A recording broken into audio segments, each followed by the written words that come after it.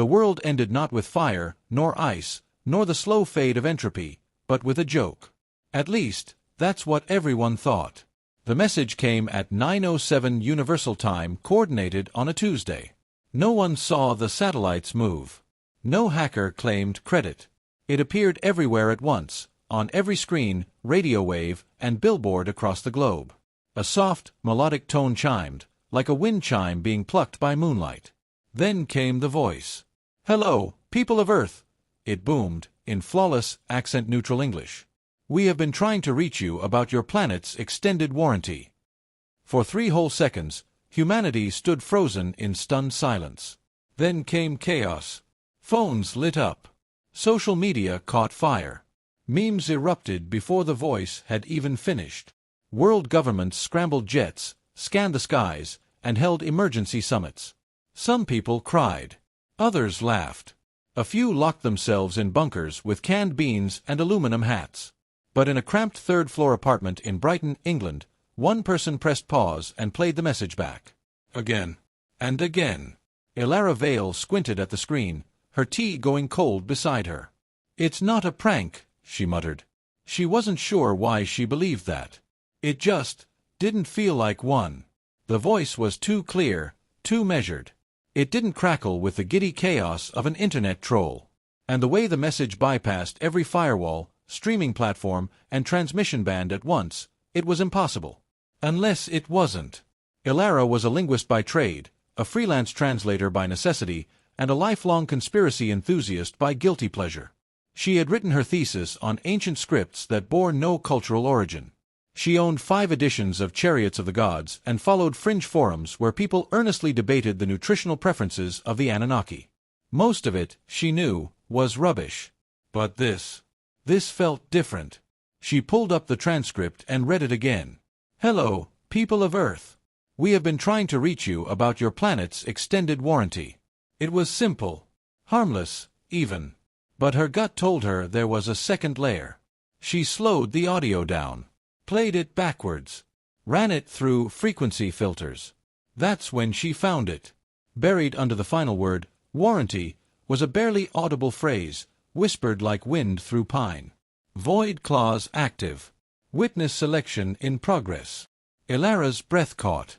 She rechecked the waveform. It wasn't a glitch. It was deliberate. Targeted. She sat back, heart thudding. "Okay," she whispered. "This just got interesting." The next 48 hours were a whirlwind. Scientists confirmed that the signal did not originate from any known satellite. Radio telescopes in Australia and Chile triangulated its origin to a point beyond the Oort cloud, deep space, uncharted. A second broadcast followed, identical in wording but delivered in every human language, even ancient dialects thought extinct. The phrase Elara had discovered, the whispered clause, remained unacknowledged.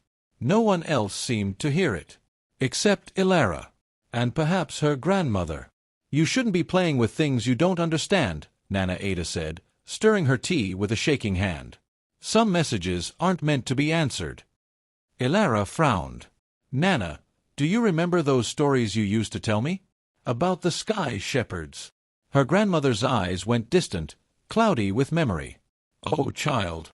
I barely remember my own birthday these days. They came from the stars, right? They used to watch Earth. Fix things. Keep balance."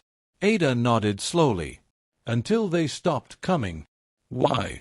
Ada's voice dropped. "Because Earth broke its contract."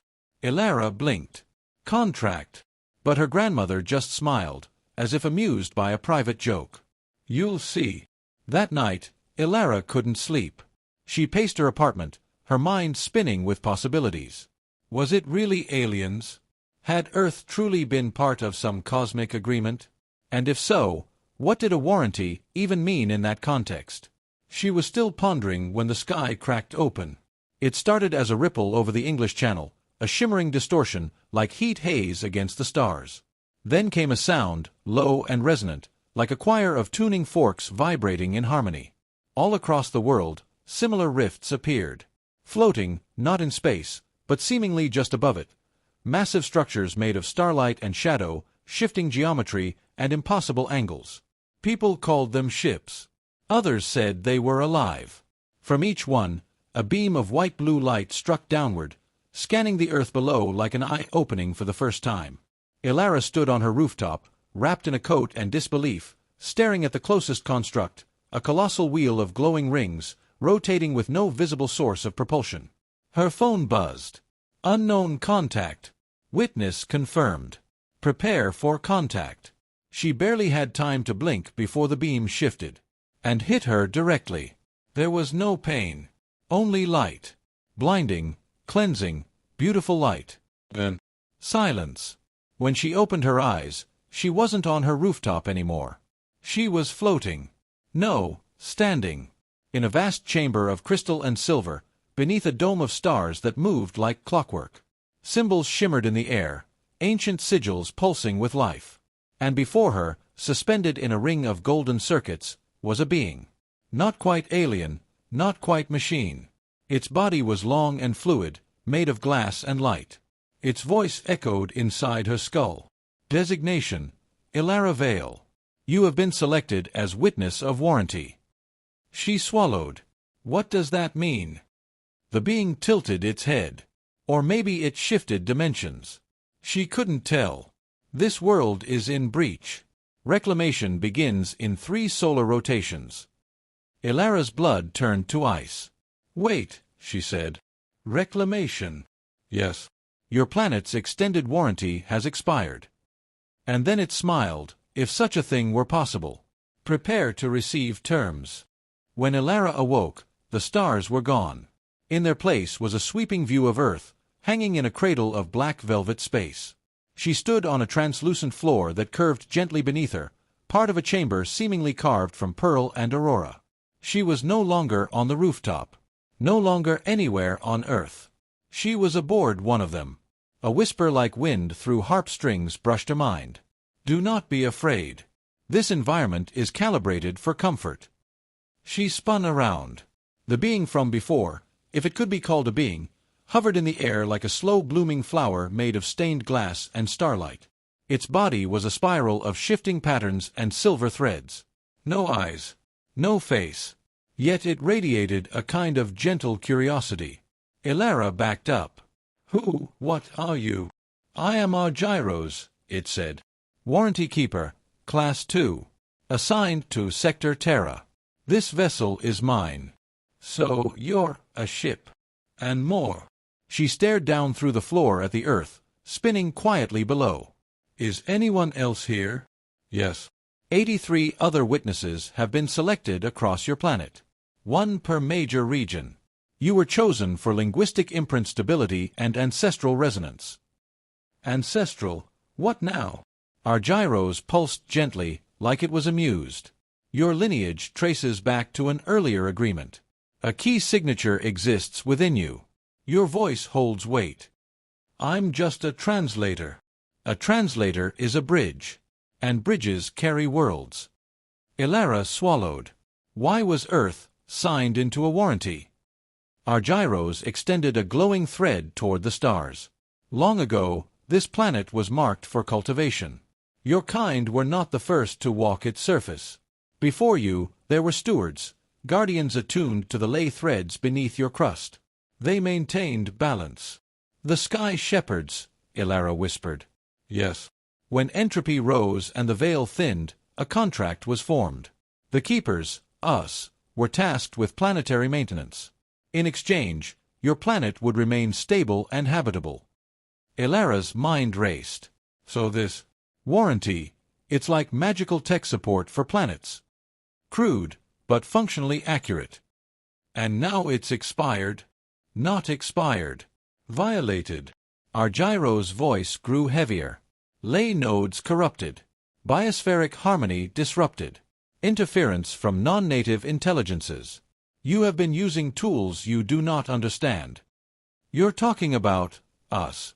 Humans. Your species accelerated beyond its stewardship. You are no longer considered a passive element. So what happens now?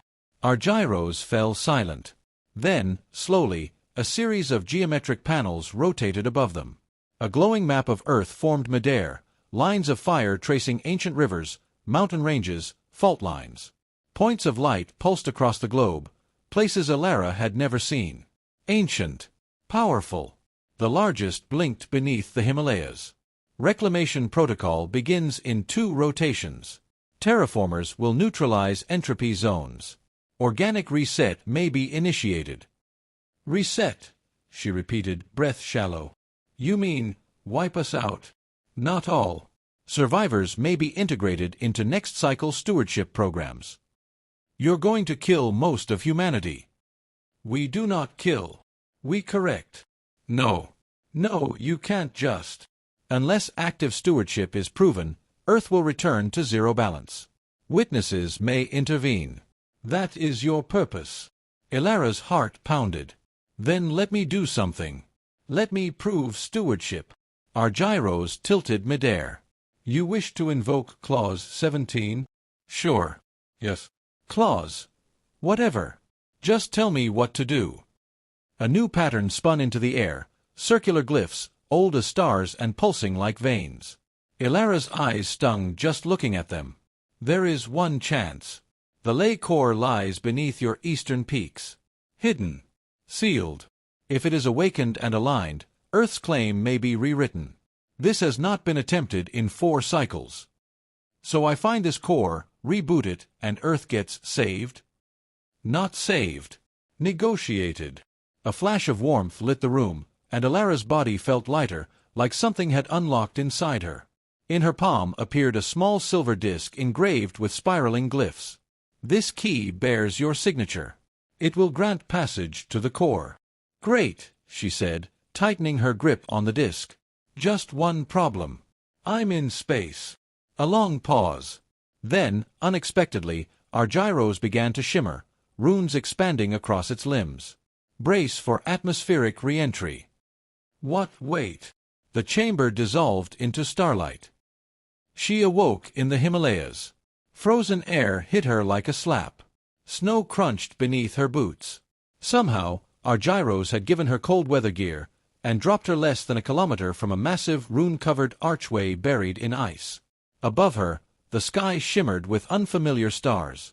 One of the alien vessels hovered silently behind a high ridge, glowing like a second moon. She reached into her coat. The disc still pulsed softly in her hand. And then a voice crackled from nearby.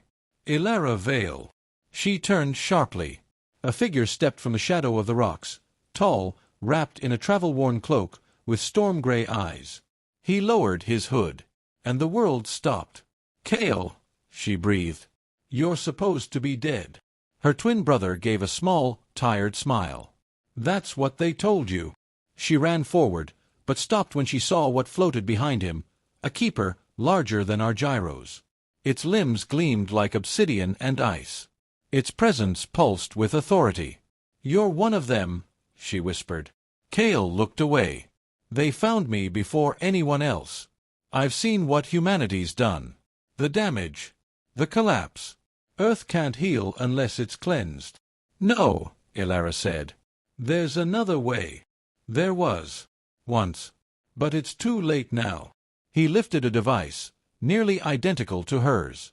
Unless you plan to fight me for it.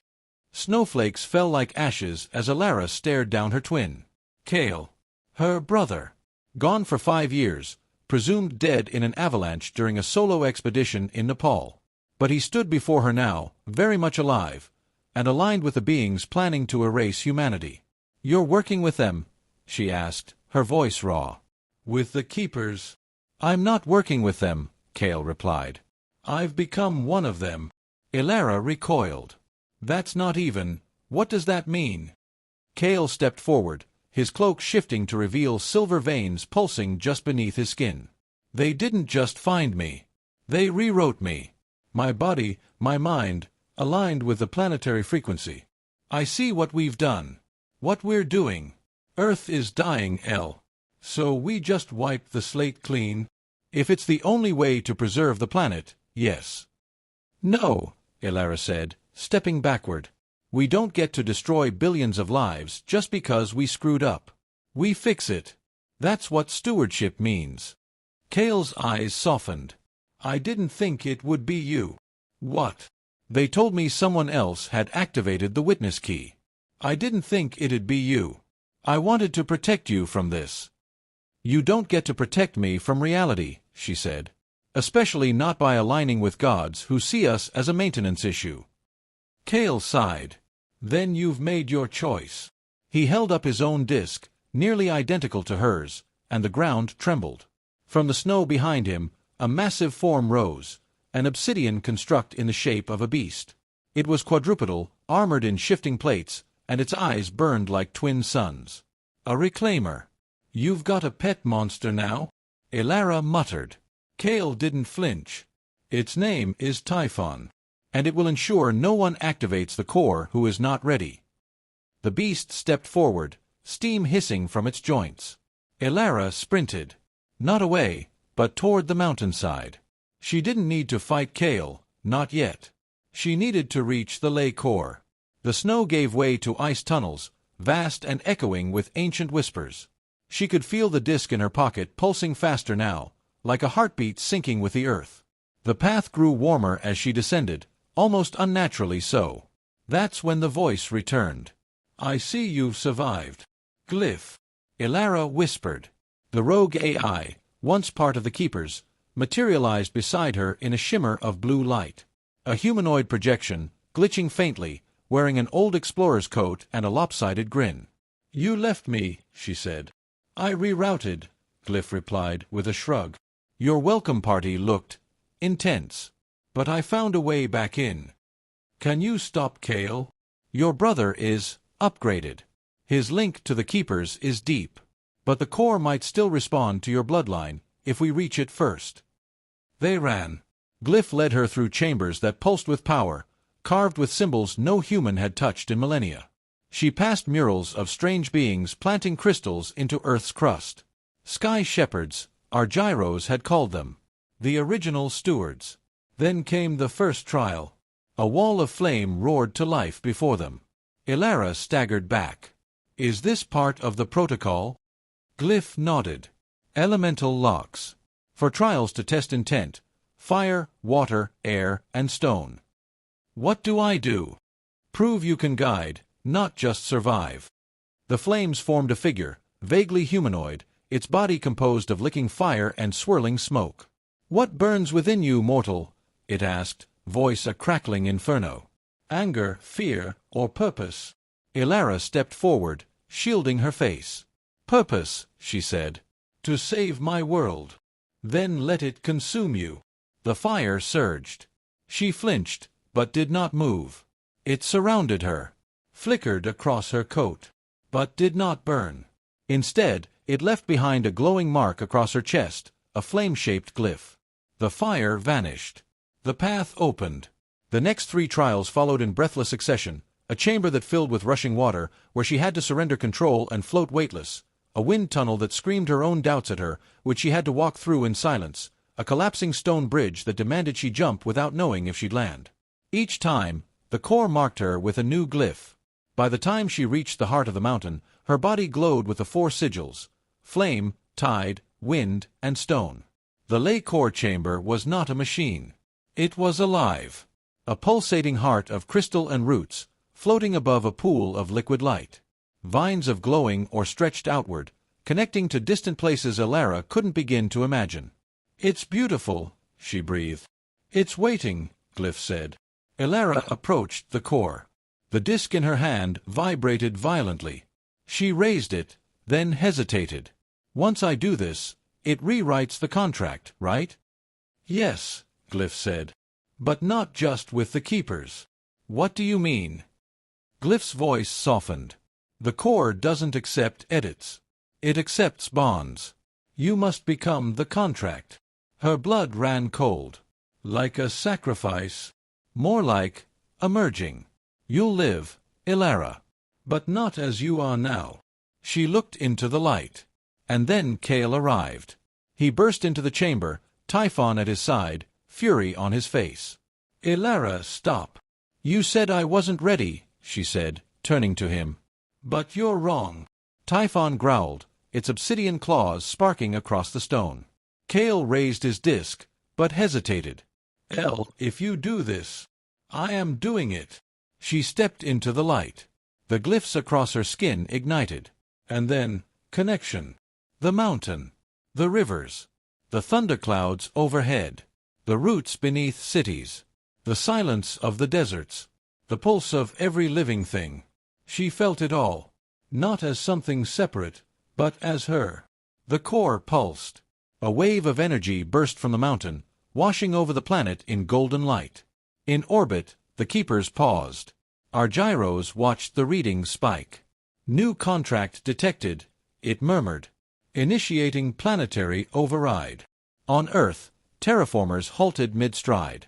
The reclaimers powered down. Kale fell to his knees. Elara, what have you done?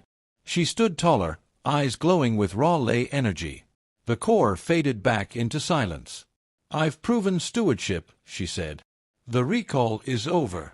Elara descended from the heart of the mountain, not as she was, but as something more. She no longer felt the cold. She didn't need to. The earth itself moved through her, the ley lines humming in her blood like ancient music. The glyphs on her skin still glowed faintly, and with each step, the snow melted around her feet, flowers blooming in her wake before icing over again. Behind her, Kale followed in silence. His reclaimer, Typhon, was gone, shut down by the core's override. Whatever bond he'd had with the keepers, it was now severed. Elara, he said, his voice strained, you're different. She turned slightly. Her eyes shimmered with layers of light and color, like agate cracked open beneath a sunbeam.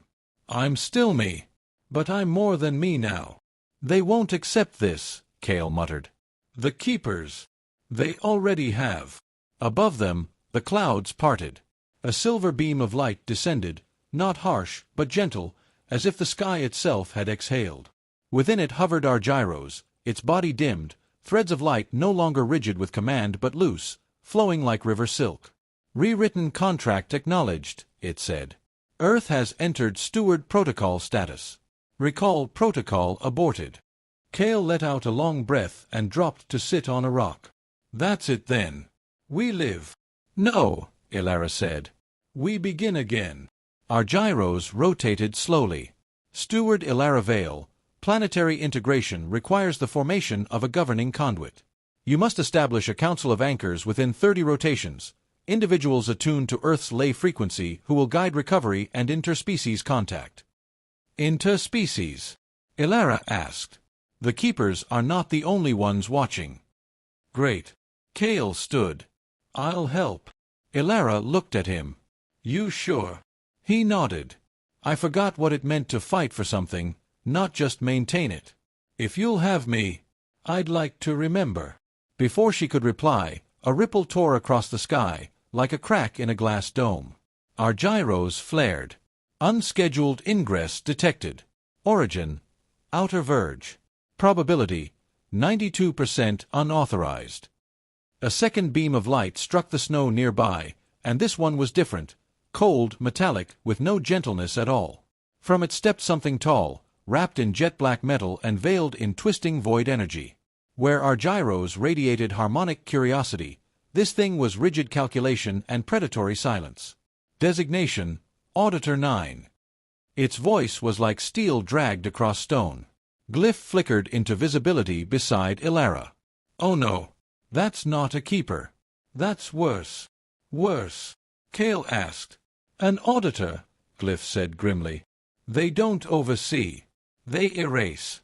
The auditor extended an obsidian staff etched with crimson glyphs. New contract invalid. Origin entity, Earth, has surpassed natural growth limits. Stewardship represents contamination of process. Protocol, full collapse. No, Elara said, stepping forward. The core accepted me. The keepers acknowledged it. The keepers are obsolete. The auditor raised its staff. But it didn't strike. Because the earth pushed back.